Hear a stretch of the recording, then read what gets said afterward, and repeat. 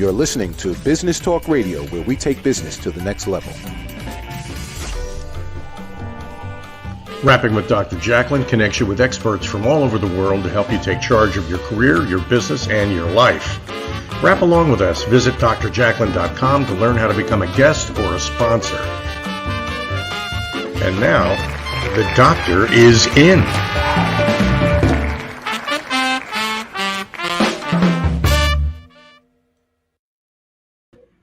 Hello, everyone. I'm so excited to be here, rapping with Dr. Jacalyn, the business talk show, live here on Business Talk Radio and social media. I am your host and executive producer. I'm also your chief bottle washer and your broadcast engineer. And now I'm a web developer, apparently. But seriously, I am a certified life, career, yoga, and meditation coach. And this show is one of my favorites because of my fabulous co-host, partner, and friend, Mr. Al Cini. Welcome, Al. It's such a pleasure to be here. And you know, most people who watch and listen to your program, Dr. Jacalyn, don't realize that you're also the orchestra. You actually play all the instruments involved.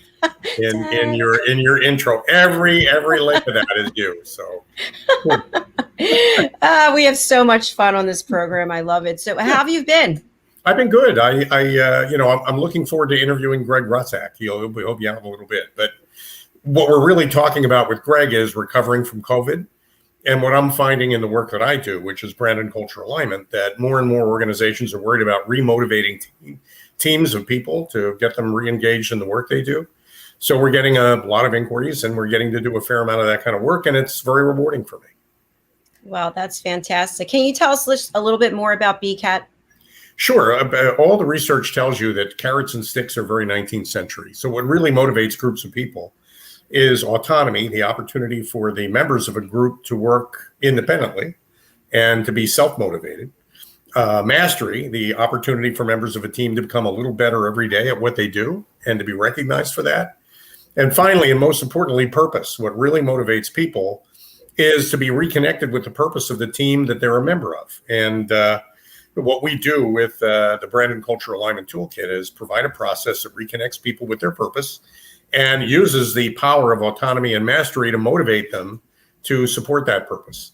And that's the scoop. That's the magic of it. And it works really well, and it's a lot of fun to do.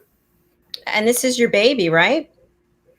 It is. I've been, it's a very long birthing process, but yes, I think we're just about out there now. Here comes the baby. Here comes the baby. Ready or not, here comes the baby. So you introduced me to the Lunch Club platform, which is a great way through artificial intelligence to be matched with folks. And of course, you and I are not paid sponsors for Lunch Club. We keep waiting to become paid sponsors. They should be paying us. They should be paying us. So Greg is a Lunch Club match. And I had a great conversation with him. I've interviewed him before. And as a result of connecting with him, I've connected with a couple of other folks, one of whom I hired as my attorney. So, well, that's cool. A success story. And, Greg's company, Conscientious Capitalist, LLC, there's an awful lot to explore there. The simple story for Greg is that he's a gun for hire when it comes to selling. And he has a sales process, and it works really well. But the deeper story is that he really cares about people. And I think exploring that with him is going to be a great thing. I agree. Let's bring him out. Here he is, Mr. Greg. Greg Russak. Come on, tell the truth, Greg. You really don't care anything about people, do you? That's right. It's all about the money, I thought so. I saw that Conscientious Capitalist. That's just like a Trojan horse, isn't it? Yeah.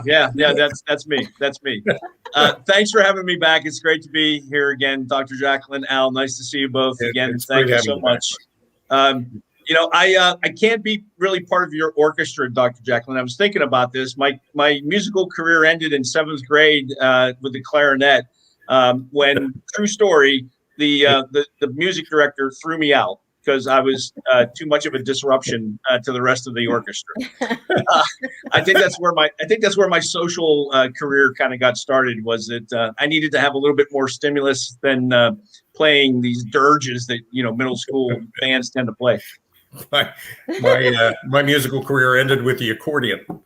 It was probably around the same grade, about sixth or seventh grade. Somebody just sort of looked at me and said, "You're never going to get this," and that was so true. I think. We'd say hi to Shannon. Hi, Shannon. Thanks for joining us. Yes. I think my parents were probably the most relieved people in the world at the time, because I wasn't very good at it. If you're not going to blow through that clarinet again, that's going to make us all very happy. Thank you very much.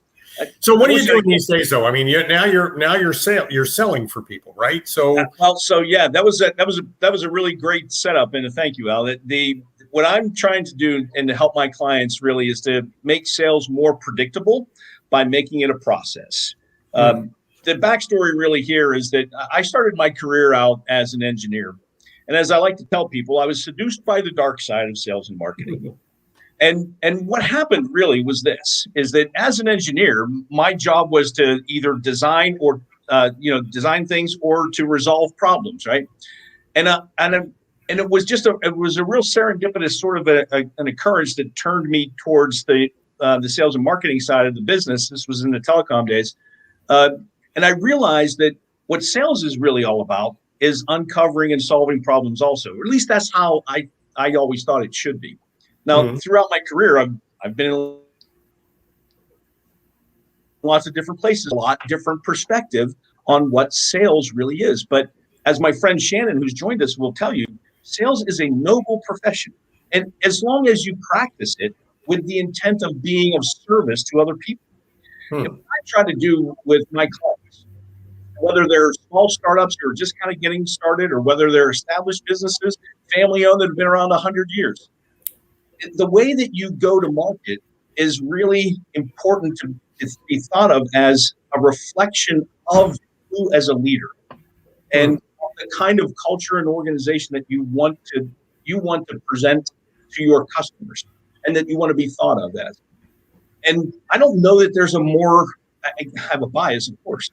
I don't know that there's a more critical function within the business that has that impact on perception, and with all apologies to my friends in marketing, than sales, right? And sales and marketing are two sides of the same coin. We can talk about that too. But what I try to do is I try to help people to understand that sales is a critical part of your business. It ought to be something that is process-oriented with enough freedom and flexibility for people to be able to exercise some creativity.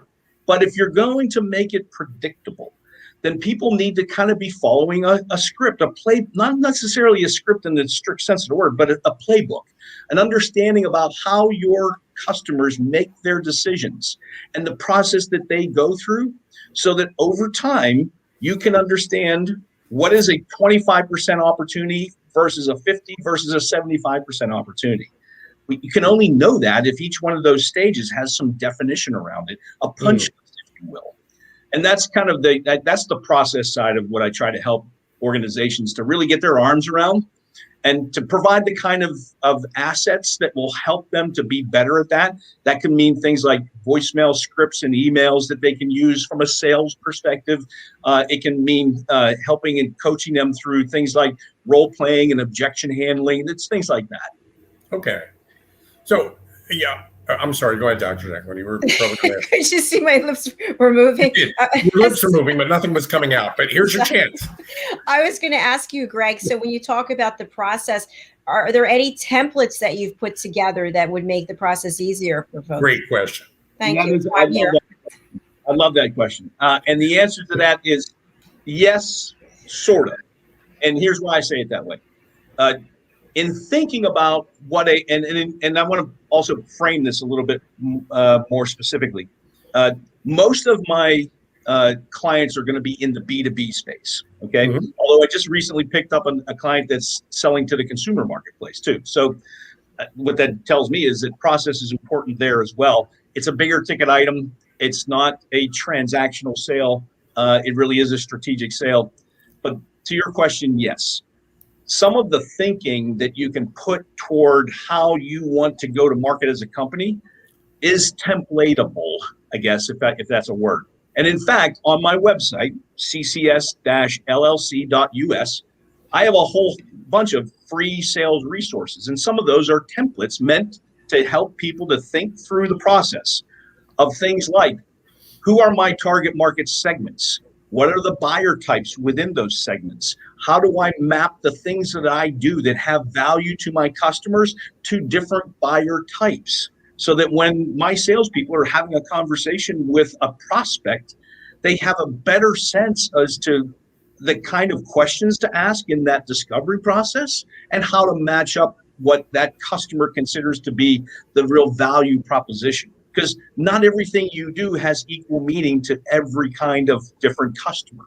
Mm-hmm. So I mean, to make this relevant, and by the way, a little later on, Dr. Jacalyn, let's use you as kind of an example, because there is an audience you're trying to reach. There are clients you're trying to connect with, and there maybe a template process could be helpful to that, and maybe we'll talk that through while everybody's listening. But before we get to that, I want to ask you a question about who your customers are. Your clients, I guess, are small to medium-sized companies that have a salesperson or persons, may or may not have a sales manager. That does describe one segment of my market. Yes. Give us the whole picture, because I think that's important for people. So, and again, thank you for that question too, Al.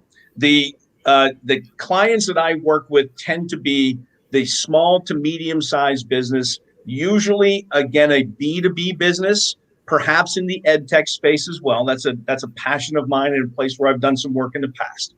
Mm-hmm. To think about the characteristics of these businesses, they tend to actually be on the small side. They're between $1 and $10 million in revenue.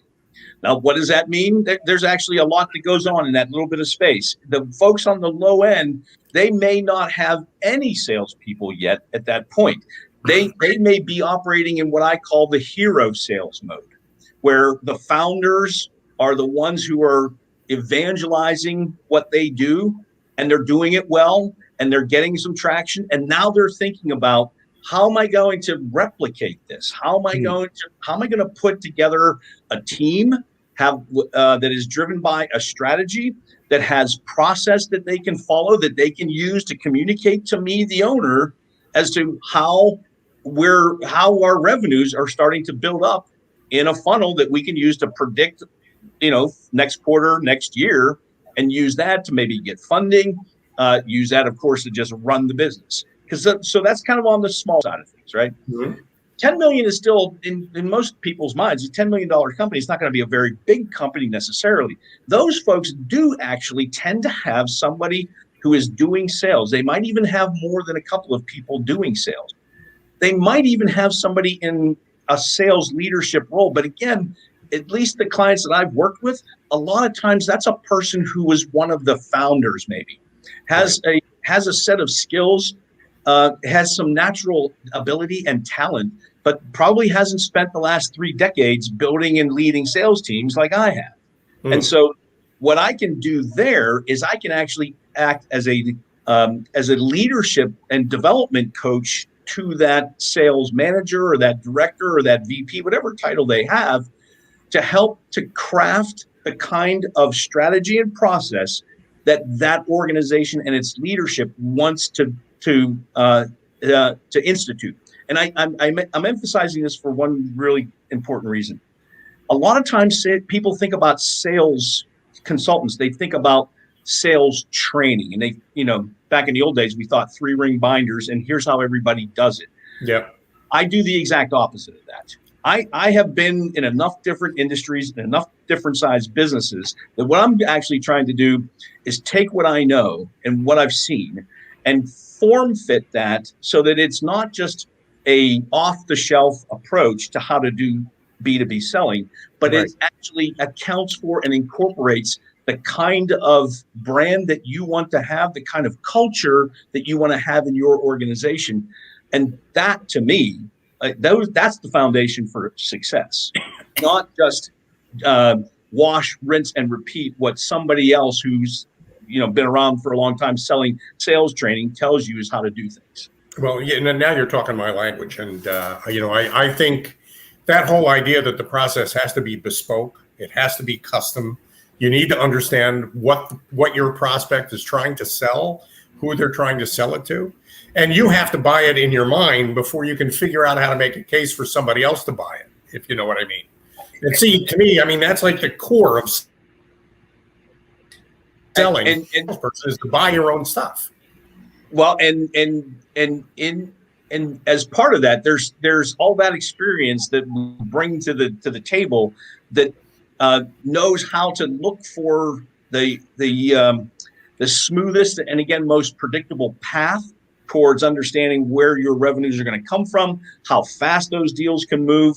You know, a lot of clients are seeing transactions from the sales team they have, but in one case in particular that I'm working on right now, the leadership isn't happy with the number of opportunities or how the velocity that they move through the sales process with.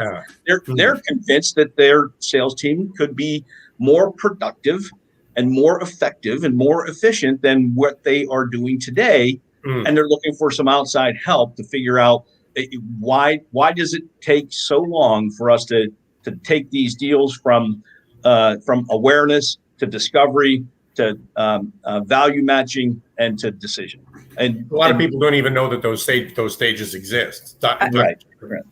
Exactly. This is a great conversation. We need to take a break and hear from some of our sponsors. What are you talking about? I don't want to take a break. Sorry. I want to say hello to Mohammed Shorfi, also to Angela Lau, Shushan Kumar, and Namza Namin. I'm so bad with names. I'm sorry. Please forgive me. We're going to take a break and then we'll be back. Stay with us. Can't wait. Yay. Hey everybody, my name is Ralph Graves Jr. I'm the host of the Ralph Graves Jr. Show, and I want to invite you to pick up my book, Unstoppable. I wrote a book called Unstoppable. It's 7 universal laws that will transform how you pursue and achieve success. The one thing that my 20 years of law enforcement has taught me is that no matter who you are, we are all governed by universal laws, like gravity. But in this book, we're going to talk about laws like the law of forgiveness, laws like the law of control, the law of intelligent practice, the law of expectancy. I was able to see how those, no matter what their background was, those who identified and treated these laws with respect, they were able to go on and lead successful lives. So pick up this book, and you can go ahead and pick it up at Amazon.com, BarnesandNoble.com, RalphGravesJr.com, where anywhere where fine books are sold. Thank you. There are 7.7 billion people on Earth today. 40% of these people are under the age of 25. Young adults are the most fertile mission field in the world today.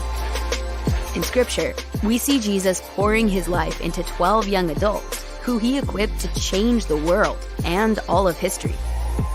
Like Jesus, we believe that the best approach to reach the world with the gospel is to invest in young, emerging leaders and equip them to build disciple-making movements. Concentric is the notion of surrounding and sharing a common center. Our center is the model and strategy of Jesus for both leadership development and ministry formation. As a global alliance, we provide equipping in biblical leadership based on Jesus' example in the New Testament. Jesus modeled for us how to make disciples that reproduce. Focusing on leadership development is key to creating movements that spread the gospel and Jesus' disciple-making strategy to young leaders around the globe. Our Ministry Alliance partners are actively equipping leaders and building movements of multiplication that reproduce the life of Christ. Join us today to equip young leaders with Jesus' strategy that will change cities and nations.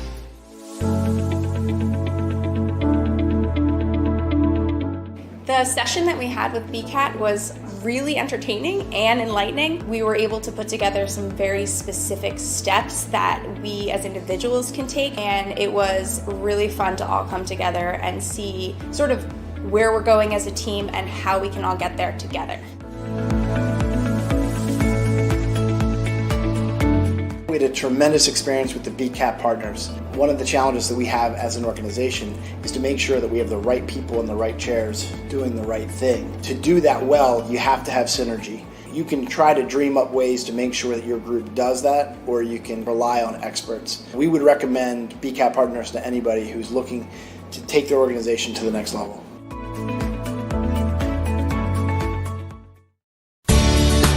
Academy Sedan and Limo is a full-service transportation company serving the Philadelphia metropolitan area with full knowledge of the New York City, Baltimore, and Washington, D.C. areas. We pride ourselves on being the most dependable, conscientious company in the industry.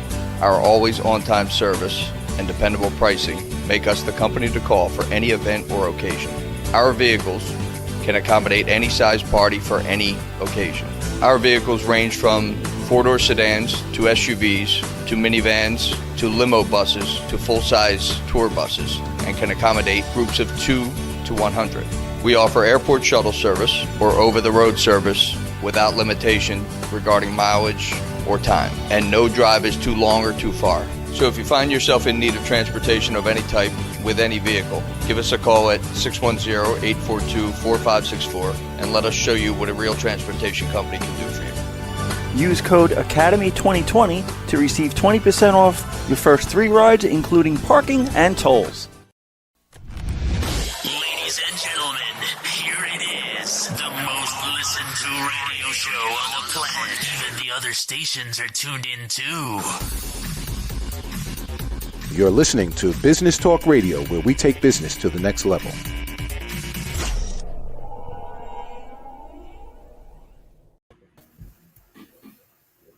Welcome back to You're Shaking Your Snow Globe, Dr. Jacalyn.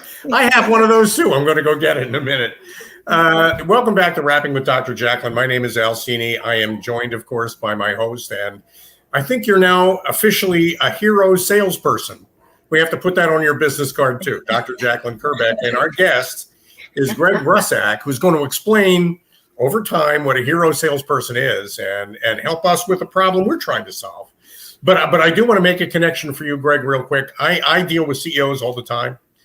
The biggest, most frustrating part of their jobs is managing their sales function, although they'll hardly ever reveal that to you because often their sales manager is a brother-in-law or a friend. I mean, that's often somebody they know and they're kind of covering for them all the time.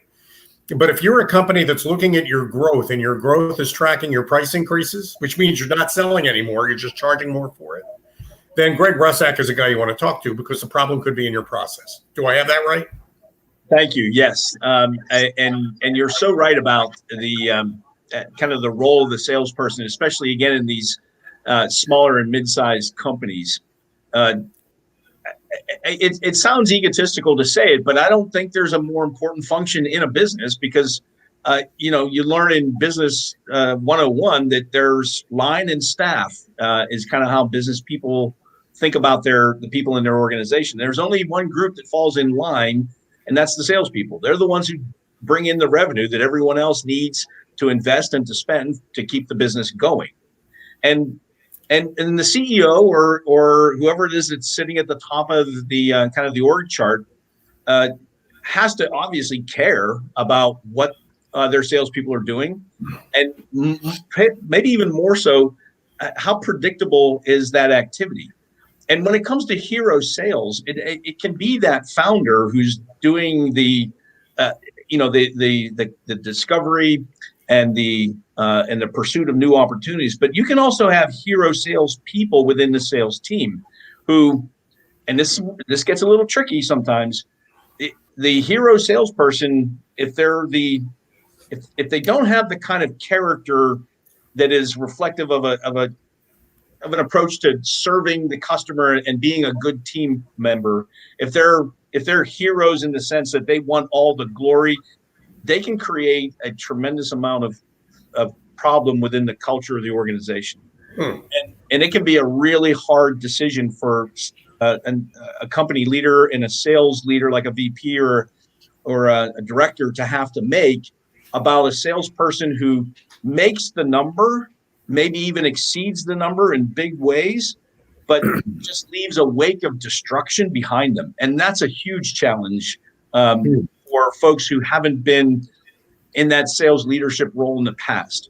And look, there are no magic formulas or anything like that. When you have that kind of a situation, you really are faced with what I think is one of the greatest human resource challenges that you'll have is, what are you willing to accept in terms of behavior and maybe even disruption from a superstar hero salesperson? That's a little different idea than Dr. Jacalyn's not like that, of course. She's the hero who does it all, has all the hats, plays all the instruments, has to also be the one who generates the revenue, right? I love this. That's a great. It's time to take. She's wearing her Max Headroom shades. It's time to take the blinders off. Cool. That's what I was going to say. Nice. Very, very cool. Who is that lady behind those Foster grants? those heroes who are at the top of that organization, driving, really doing the kind of thing that a startup or an early stage company does have to do. I mean, I've often said that the CEO ought to, in fact, be one of the best, if not the best, salesperson in the organization. Right? That's part of what their job sort of entails. Is, and I'm not talking about sales in terms of like, making cold calls and sending emails. I mean, talk about selling the company to the marketplace, right? But at some point, every organization is going to hit that wall, and they need to start bringing people into the organization who can follow a process that has been designed specifically for the kinds of goods and services they have to offer to the market, and more importantly, how that customer buys. I think another common misconception that people still kind of cling to is that the job of a salesperson is to talk people into something. I don't think that's right at all. And that's never been how I've approached it. I go back to this idea of being a problem solver and truly wanting to be of service to someone. If you've got a problem and I can solve it, we should have a conversation, right? I mean, It's worth exploring. But if we discover that you don't have that problem, or you're not trying to achieve something that I can help you with, but I persist in trying to trick you or talk you into doing something just so that I can get an order from you, I'm not creating an advocate. I'm not creating a disciple. I'm not creating an evangelist for me or for my organization. I'll get the transaction, but at what price? In terms of the company, its brand, and even my own personal reputation. And so I vigorously coach against this concept that the salespeople hear too often from leadership, and that is get the order at any cost. If that's the attitude that is guiding the leadership of an organization, and they're not open to alternative thinking and new mindsets around what it means to actually professionally sell and solve problems in the 21st century, there's a good chance they're not going to be a good client for me. And I've walked away from those kind of accounts. All right. Greg, I have a question. So just in general, when we think about the different types of businesses that are out there, and I'm not saying specifically working with you, but just in general, what about the businesses that are really their sales are based strictly on volume? Get as much stuff out there as you possibly can. Yeah. We don't care about relationships. I mean, how long are they going to be in business anyway? But what are your thoughts on that? Well, so and that's a wonderful question, and it helps me to distinguish what I do from what others might do. I'm not suggesting for 1 second, and I realize I come off sounding judgmental at times. If your business functions around transactions, that's great. That's fine. I mean, as long as you're doing it in an above board, ethical, honest kind of a way, I'm not suggesting that's a bad business to be in. And I'm not suggesting the people in that kind of a transaction volume driven business aren't professional and interested in serving their customers. I'm not saying that at all. That kind of business has a different kind of operational standard than what I typically am going to be able to help them with. That's not my sweet spot. My sweet spot has been in the more strategic sale, which is just a euphemism for big ticket items that usually take more than one person to make a decision on. If a client is in the business of, I'm trying to think of a good example of this, some kind of a commodity item, right? Again, that's not an area that I know very much about. I haven't lived in that space before. I can refer them to somebody else, but that's not what I'm going to be able to help them with. My background, my career has been around the 5, 6, 7-figure transaction that typically is something that's a business to business transaction, and one that usually takes time to simply get started, to uncover what the decision-making process is like within that company's prospect's company, and to really be very, very value-oriented and value-driven. So I don't know if that answers your question, but again, I'm not trying to be judgmental about the transaction-oriented business. It's just not something I know a lot about. Mr. Cini, we can't hear you. We can't hear you, Mr. Cini. Thank you for telling me that. Thank you for correcting my English, which thing. I do want to follow up. I got all excited about that. If you were watching, you saw that I was very animated, even though I was a little mute at the time.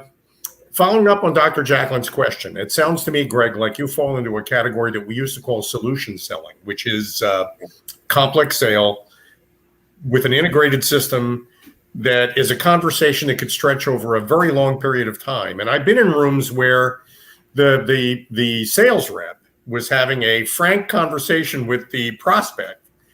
And I actually heard the prospect once say, listen, I understand how this is solving your problem. What I don't understand at all is how this is going to solve my problem. And that's what I really need you to talk about.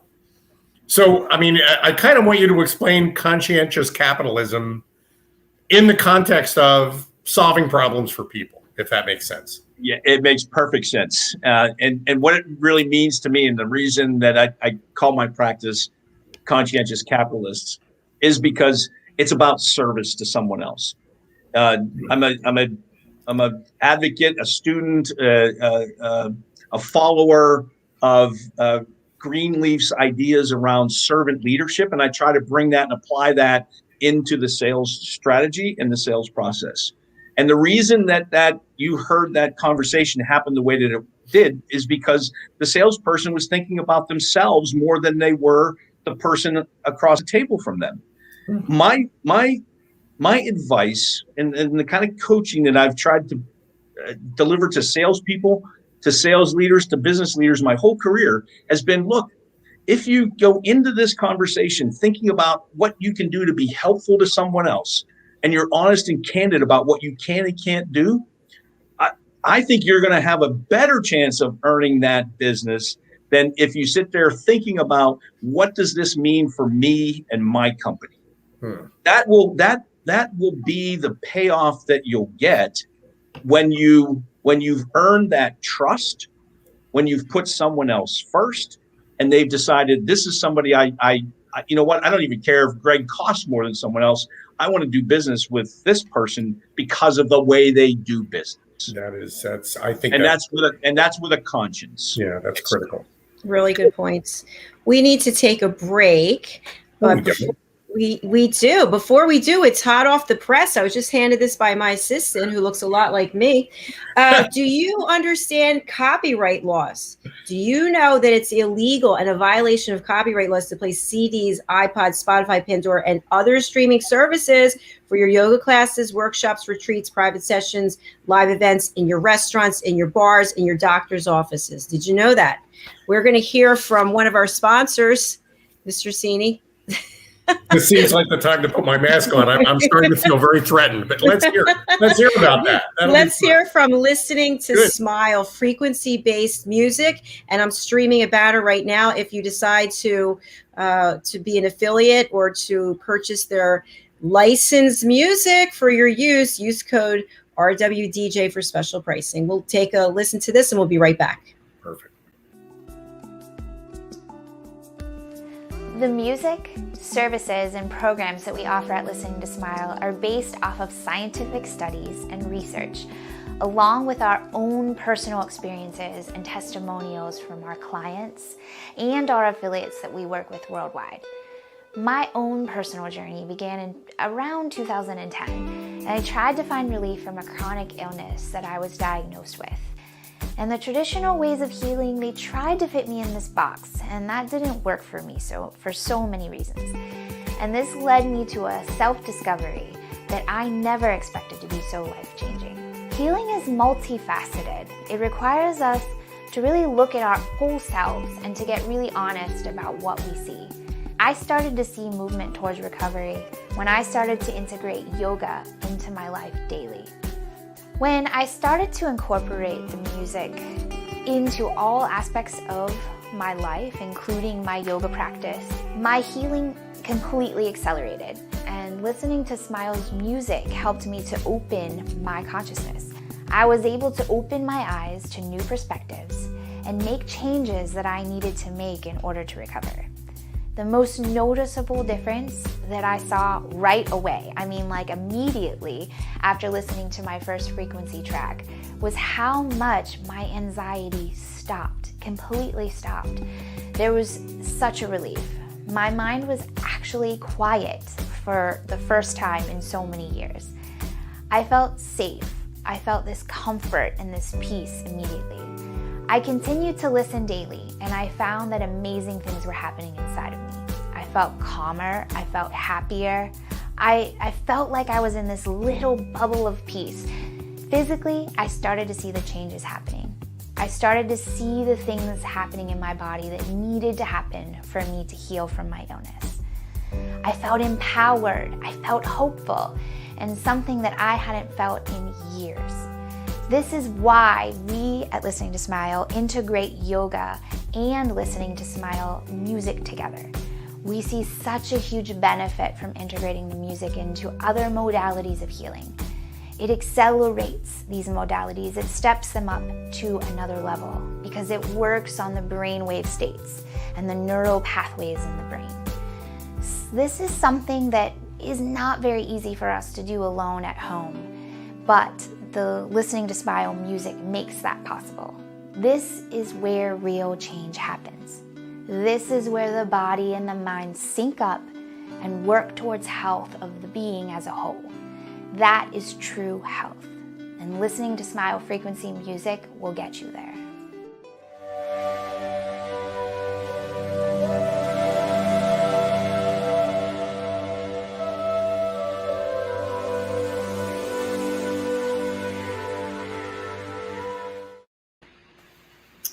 Welcome back to Rapping with Dr. Jacalyn. My name is Cini. And there's your snow globe. There's Dr. Jacalyn, hero salesperson shaking her snow globe. and we're welcoming back a terrific guest on the subject of selling relationships and how you build that over the long haul and how you can use that to solve a sales velocity problem you might have. A lot of people are talking about sales velocity. That means your sales cycles are taking too long, ladies and gentlemen. There's no cash flow in the mix. You want to get people through those stages that Greg mentioned as quickly as possible.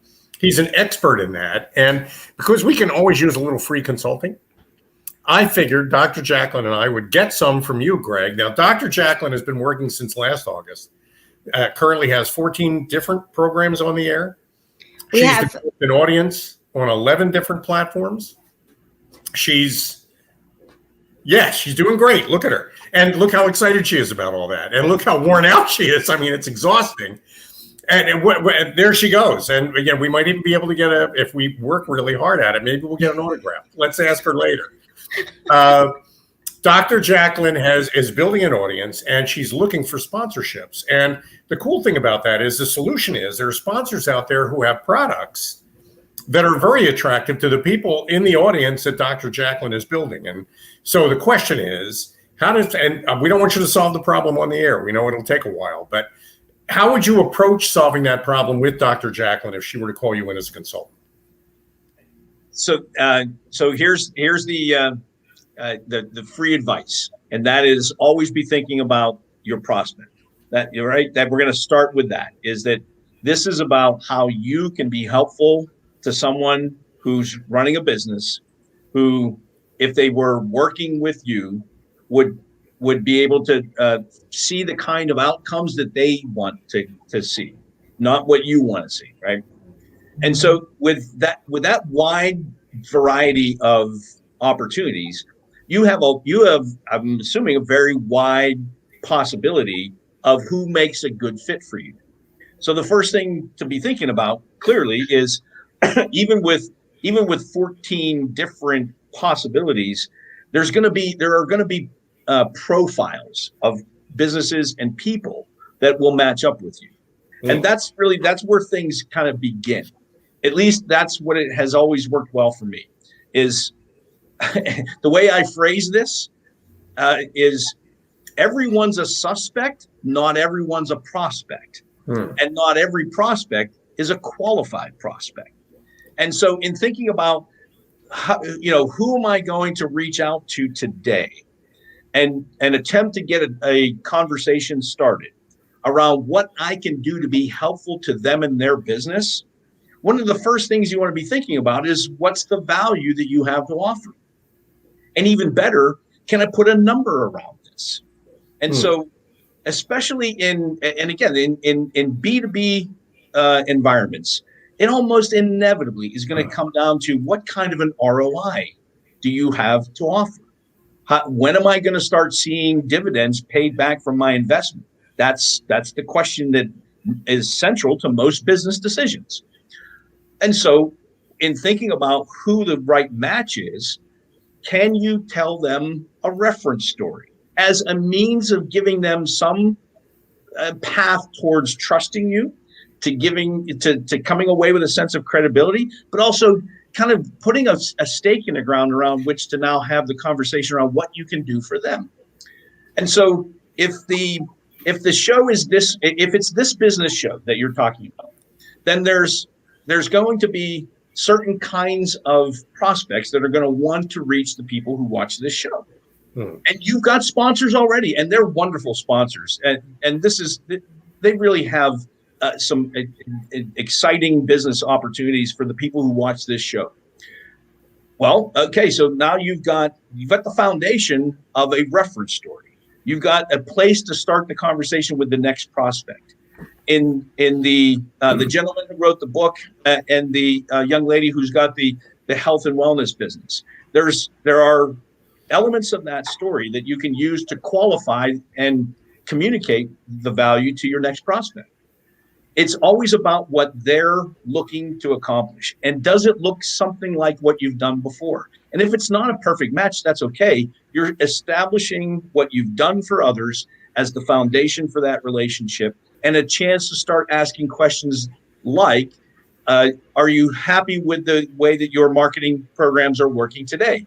Are you able to reach an audience like this one? This is, the idea that this is a unique platform and a unique show with its own audience is something that is going to, again, be able to translate into what's that ROI going to look like?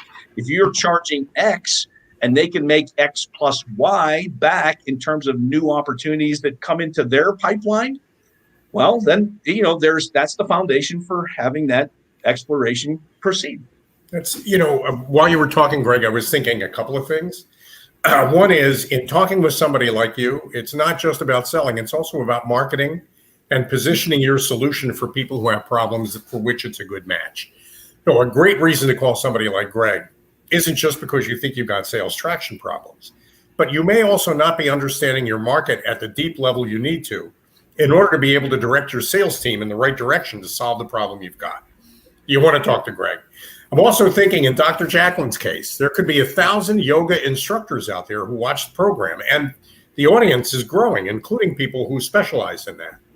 Every one of them is a prospect sponsor, but I'm thinking there are companies out there that make yoga mats who would love to advertise to the yoga instructors that are watching the program. And just that little bit of elevated insight means that instead of making 500 phone calls to yoga instructors, you can create one relationship with a manufacturer that you may already know because you're a yoga instructor, Dr. Jacalyn. I am. Don't tell anyone. And that might be somebody who would just be thrilled at the opportunity to place an ad and sponsor a program because they know those people are in your audience. That's Al. That's the kind of mindset actually that people should have is how can I be thinking creatively about ways to help someone else, right? And it's not always about what goods or services you have to offer. I think one of the best ways for a salesperson, for example, to earn trust with a prospect is to be thinking about other ways for that individual and that company to be helpful to that prospect that doesn't necessarily indicate a transaction immediately. The people are looking for folks that they can trust, right? That, I think, in more than anything else, that's what a business person is really thinking about when they're thinking about how am I going to spend money on a product or a service that we need in this organization. And yes, price is always going to be an important factor, but it's been my experience, at least in the B2B world, especially in the strategic B2B world, it's about a trusted partner. a trusted advisor, somebody you know is going to tell you the truth, even when that truth, it seems like it could be a detriment to the transaction. It's I may not have something to sell you, and I should be free to tell you that. My solution might not be a good fit, but the problem you have next week might be the perfect match for it. So I think I don't know anybody more trustworthy than Dr. Jacalyn Kerbeck. So that's a layup for her. That's easy. I'm shaking things up over here with the Nishwish, the Nishwish group. Jeff Nishwish. We love you, Jeff. There's some really good nuggets of information that both of you shared when it comes to looking for sponsors. It's like, what is the ROI? Why should they be on this program? Why should they take those marketing dollars that they were using for something else and put them here? And I have one thing to say about that, because we've gone global. Hello. That hello has been heard in every time zone all around the world. Right. But to Greg's point, maybe the people out there don't care about going global. Maybe what they're doing, they don't have a global audience. So that's not really a good reason for everyone. That's another element that Greg can help you with, which is that whole conversation about how large your market is and who the real buyers are. Exactly. I really like the points that you're both making in all this, because it really draws, I think, more attention to this notion that sales and marketing really shouldn't be thought of as two separate things. They need to be thought of in again, from a strategic standpoint, in a very integrated way. And what I mean by that is, and I've coached my clients on this, and there's even a little PDF that people can download from my website about this. If you're going to ask your salespeople to be successful, there are really three very basic questions that you need to answer for them. Just three. Who do I talk to? What do I say? And why should they care? The who do you talk to is the target market. Now, the more intelligence that you can give to your salespeople around the target market, the more likely they are to be successful. And those things include things like, how do I segment this by industry or sector? Who are the kinds of persona within those organizations that I should be trying to reach out to? And again, what are the proof points? What are the reference stories that I have to tell or that I can use as a foundation for inquiry and discovery around, here's what we've done for folks that look like you. Does this resonate with you? Is this strategic to you as well? So that's the who do I talk to and what do I say, right? It's the messaging that needs to be synchronized with everything else that the marketing folks are working on to try and establish brand and to generate leads. And the why should they care? To your point, Dr. Jacalyn, it's the ROI. It's what's in it for the prospect, and how can you establish some kind of a we'll call it a prediction of what that ROI will look like and when it'll happen, and do it with credibility, and do it with the sense that this is what's reasonable to anticipate if you make this decision to partner with us for advertising on one of your shows. Well, these conversations are conversations business people are having with themselves all the time. They look at the guy in the mirror, they look at the lady in the mirror, and they ask themselves these questions all the time. I'm here to tell you that if you got access to a guy like Greg Russak, or better yet, the actual Greg Russak, bring him in on the conversation, because you'll learn a lot more talking to somebody else than if you just keep talking to yourself. Thank you, Al. Yes, I appreciate that. And I'm not hard to find. And honestly, I decided to take this leap a few years ago because I wanted to broaden the kind of reach that I could have. And this is going to sound a little crazy, I realize, but the reason I call my practice conscientious capitalism is because I think capitalism is in desperate need of some rethinking. It's not sustainable the way that we've been doing it for the last 40 years. And I count me in that statement. We have to be thinking about what businesses have as a purpose other than shareholder value. I know this will sound controversial to a lot of people, but I think we're capable of doing both. I think we're capable of running our businesses in a profitable way that makes significant money for people who are involved in it, and does it with a conscience, does it with a reason other than always driving our decisions around this transaction and this quarter's income statement. There are things that are more important in the world. And let's face it, the future generations are counting on us to make some changes, or there won't be much of a future.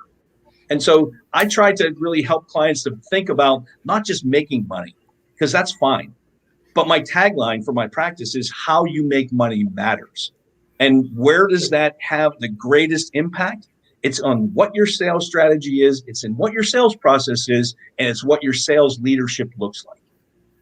Wow. Greg, they're all salient points. And I love what you just talked about, because you're going to take us right into the next break, which is about sustainability. And we're going to hear from Philip Westerlin, my friend over on Clubhouse, and Our Choice Fashion. Let's take a look and we'll be right back.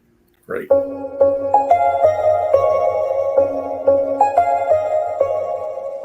When all my broken sneakers started to pile up in the wardrobe, I realized that we have a problem. Sneakers are made from plastics, and plastic is not mendable. My name is Philip, and I'm one of the founders of Our Choice Fashion. How many times did this happen to you? How can eco sneakers save the world when they break after only a few months and we have to buy pair after pair that breaks? We are here to give you the solution, a choice for truly sustainable fashion in the world's first circular sneakers. On average, we all buy 3 pairs of sneakers each and every year. This adds up to 25 billion sneakers per year, of which most end up in landfills. This adds up to 350 million tons of CO2 emissions, the same amount as for the country of Italy or the state of California. So we started to develop a product that would have all the old-fashioned qualities. It is mendable, it has a classic design, and it has a natural comfort. Because we chose the best designer there is, Mother Nature. The sneakers get more and more comfortable the more you wear them. Made from vegetable tan leather and natural latex from the rubber tree, the sneakers are both sustainable and comfortable. These sneakers are made from pure raw materials that are both fully biodegradable and fully recyclable.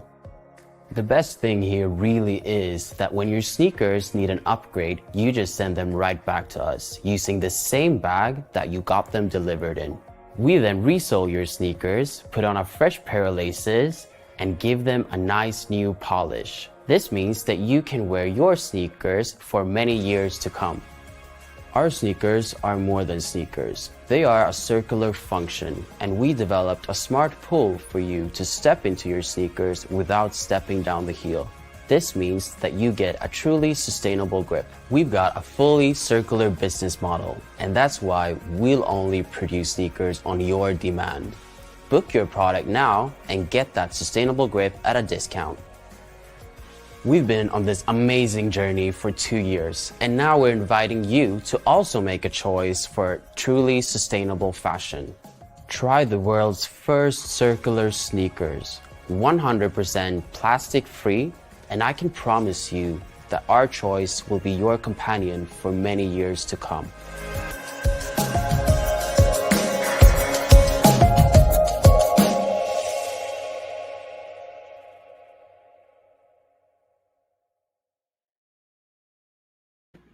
Wow. What do you think about that? I'm very impressed by that. I do have something to say. First of all, I understand what sneakers are. That was a great ad, by the way. I understand what yoga mats are. I'm going to repeat a call that we've said before on this program. We're inviting anybody to come on Rapping with Dr. Jacalyn, the business talk show, who can explain what the hell a Bitcoin is. Because nobody can, they just know you can buy them and they might be worth more someday. But, you know, Greg, when you were talking about conscientious capitalism, you were talking about the future of capitalism. When money is the product, the value goes right out the window. And, you know, what I love about talking with you, Greg, is that if you're offering value into the marketplace with a product or a service that people really need, and in exchange for that, you're collecting money from them, that's capitalism, or at least what capitalism used to be called. You know, and that I think it's so refreshing to hear you talk about that. It is, to me, again, I'm by no stretch of the imagination any kind of a historian. I'm not an economics professor. All I know is that, at least to my experience, I am perfectly fine with this idea that we live in a world in which we exchange goods and services for some kind of a monetary compensation that we can then use for purchasing our own goods and services somewhere else. And whether that's a dollar or a euro or a Bitcoin, so long as there's an opportunity to earn that currency from someone else and to do it at a price that is higher than what it costs, again, I'm good with that. I'm okay with that. I'm totally fine with the idea of running for-profit organizations. The piece that seems to have been absent, and honestly, this is advice purely from a business perspective. The people coming up behind us are going to be paying way more attention to the organization's leadership, its values, its ethics, and how all of those kind of are presented in the marketplace. They're sensitive to this. My kids are in their 30s. They are conscientious capitalists in terms of how they think about businesses and how they think about how businesses operate. I just think it's smart business to recognize that not only can you make money and not do harm, it's really the way you should be thinking about doing it, because if all you're thinking about is yourself and maybe your shareholders, the big ones especially, and you're making decisions that only funnel to you and those folks at the very top of the organization, I don't like your chances, with the next generation. You can't hide who you are as an organization anymore. And I'm again, I don't have clients like Amazon or Facebook, but those organizations I think they have a tremendous amount of risk in the way in which they operate that they're not paying enough attention to, that could, listen to me, I'm sitting here like giving Amazon and Facebook warnings about how they run their business. I'm simply saying that we can live in a world in which capitalism isn't harmful, but it has been really harmful in the last several decades. And when I see companies like Our Choice Fashion, I'm hopeful for the future. That to me is the kind of entrepreneurial creativity that we need more of, and that we need business leaders to be thinking about more, so that company can be around for a long time and not contribute to the demise of the planet. So important. So important, yes. I just want to add that Philip Westerland from Our Choice Fashion will be joining us from Australia on Friday on I Have a Story to Tell at 1:30. So. Oh, great. Oh, nice. Great. 1:30 on Friday. 1:30 Eastern. Greg's writing it down. Me, I'm just committing it. I am writing it down. Yes. A lot of good points about the generations that behind us, because I know with my nephews, my eldest nephew is a minimalist, and he's not into having all these extra clothes and products and things, and during the pandemic, I think we learned how much do we really need. Yeah, and you're so right. To me, the last year, and it's really tricky to talk about this, at least it is for me. There's nothing there's nothing in a silver lining about millions of people being dead from this disease, from this virus.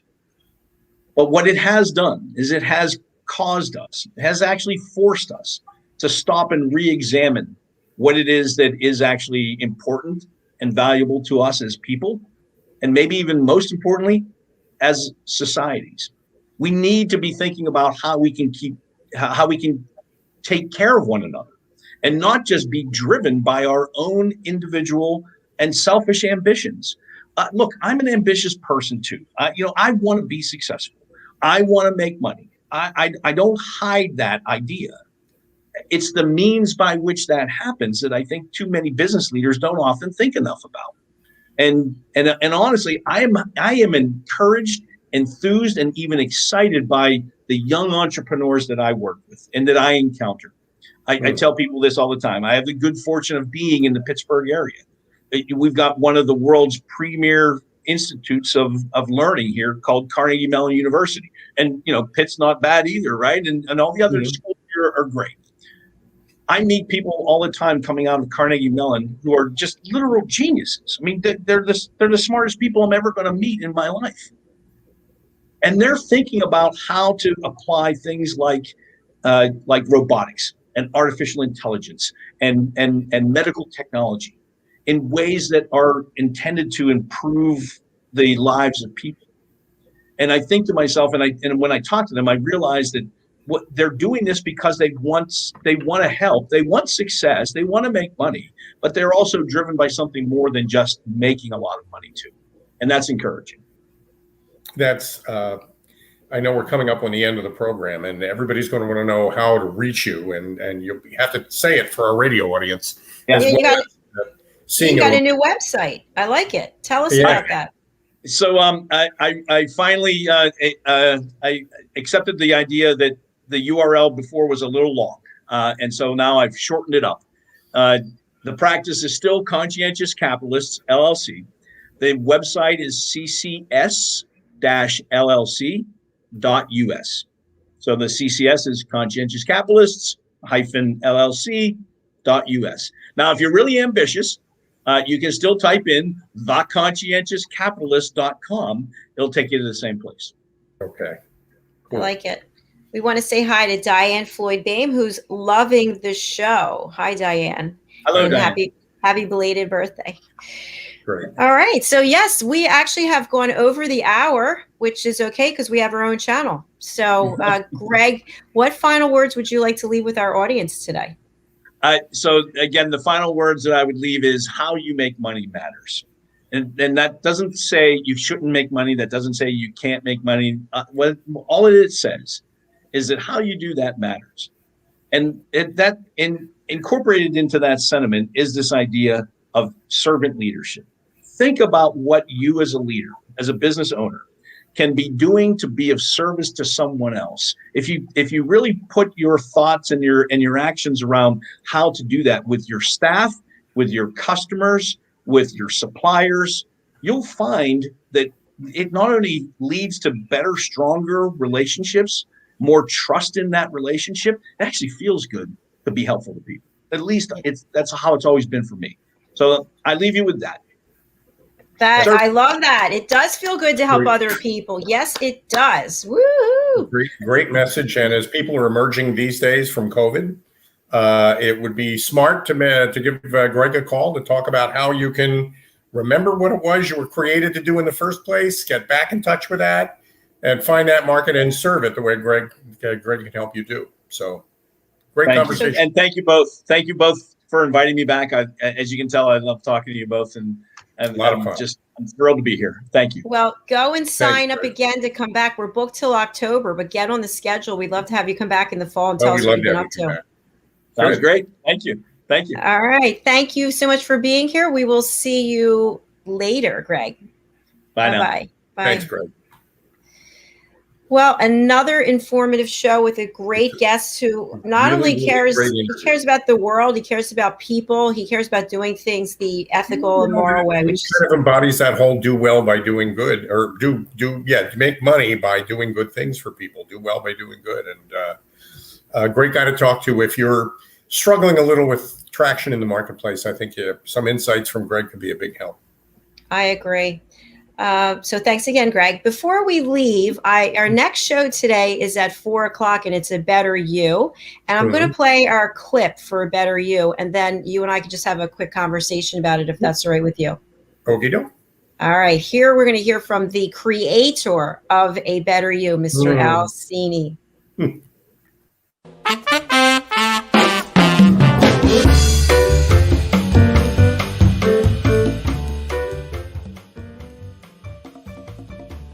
Hello, I'm Dr. Jacalyn. Rapping with Dr. Jacalyn presents A Better You. And here to tell us more is the creator of A Better You, Al Cini. Al, welcome to the show. Thank you, Dr. Jacalyn. It's always a pleasure working with you. And everyone out there, you might be a coach working with individuals professionally or personally, or you might be a consultant working with businesses, or you might be a trusted advisor specializing in an area like finance, let's say, or the law or healthcare. Whatever of those roles you relate to, you all have one thing in common, and that is you're working every day to help people become better versions of themselves, a better you. And Dr. Jacalyn's A Better You program is an opportunity for you to express your expertise in a particular area for 15 minutes in front of an audience of people who are looking for help from people like you. Yep. So, Dr. Jacalyn, maybe you can tell everybody how they can learn more about this.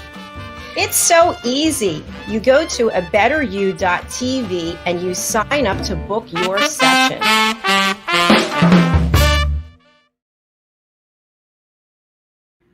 Yay! Well, I don't know who that guy was, but he needs to lose weight. And but aside from that, we have Greg Russak is still in the back. He's still backstage waiting for us to come and say hi. Yes. We watch that. And what we want is for Greg and all the other people out there who are expert in a particular area to take you up on this great opportunity to get in front of an audience with a 10 or 15 minute lesson that helps people live a better life in one particular way in which you are an expert. And by offering each other these little micro lessons, I think that's how we elevate each other and make for a better world. And it's a great way to get the word out on what it is that you're proud of. Thank you, Al. I agree. And one other thing I want to share with people is not only are they doing a presentation on what is it? 11 platforms that we are global. Yes, not only that, but we are launching a Better You University within a month. And we're looking for people to have multiple lessons to put into a playlist. So you come on, you do your lesson, and then we'll ask you to do a 5-question quiz. And we package the quiz with the lesson. We offer editing by Dr. Jacalyn LLC / Mr. Al Cini for a custom intro, custom outro. And then we take the clip plus the quiz, we put it up on a Better You University, and then you have your own playlist. We'll have a little movie trailer that people can click on to see what it is that you offer. And we are also having gamification on the platform and a reward and recognition program where people can earn points to go to Journey to a Better You, which is our in-person event. We have an RFP that's being issued on Friday, and we are looking to have the event in either Orlando or Nashville the 2nd or 3rd week of October 2022. So you can earn reward points that you can redeem during that program, which is going to be not only a symposium, but it's also going to be an expo / trade show. That'll be a great opportunity. It'll be a great event, and all of this builds to that terrific outcome that I think is a great opportunity for people to get together with other experts to share expertise, exchange information, learn from each other, build relationships and partnerships. I think it's a great opportunity for every professional out there to get out there with a story. Yeah, why wouldn't you do it, right? Why wouldn't you want to? Question: why wouldn't you want to sit in front of a camera and explain in 15 minutes something that somebody could learn from you that they can't learn anywhere else that you're expert in? Why wouldn't you want to do that? That's exactly right. So tune in today at 4:00. We have 2 experts who are presenting. We've got Red O'Loughlin, who is an award-winning author. And we also have Mariska Duprez, who is a certified ACC coach. She's joining us from New Zealand. Hello, global. Okay, so all you have to do is go to drjacalyn.com. That has recently been refreshed by yours truly, who is now a web designer, and and you can sign up to book your session on A Better You if you want to be interviewed on our programs, or if you want to sign up for life coaching from yours truly. So I think that's all I've got for right now. Great interview with Greg, and always great working with you, Dr. Jacalyn. It's always a pleasure. I look forward to it. Any final words for our audience? None, except everybody stay healthy and come back and watch all 14 programs. Dr. Jacalyn's building a huge media empire here. You don't want to miss any of it. And if for no other reason, come back to see what clothes I'm going to change into. Is it going to be my hair? Am I going to have a wig? What's it going to be? You want to find out what's going on next. That's right. Definitely. And we just got a text message. Greg is going to sign up for A Better You. That's awesome. I love that. There All you right. go. It's lights out, folks. It's time to go. We'll see you at Thanks, 4 o'clock. everybody. Bye. Great. For nearly 2,000 severely injured veterans, everyday life has become filled with barriers. Day-to-day simple tasks can become pretty daunting. I have to carry my chair up 2 flights of steps or have somebody do it for me. What scares me the most is just the falling. When I'm struggling with my house, I think, to have that one great barrier just knocked down, I mean, it's crucial. Home for Our Troops is a wonderful nonprofit that builds a mortgage-free, fully adaptive, handicap-accessible house. And there's no catch. It'll be our very first home that we've ever owned. This is a game changer. This is where your life begins again. We need you to join us in completing this important mission. Please visit hfotusa.org and help build homes and rebuild lives. Because of you, everything's going to be okay.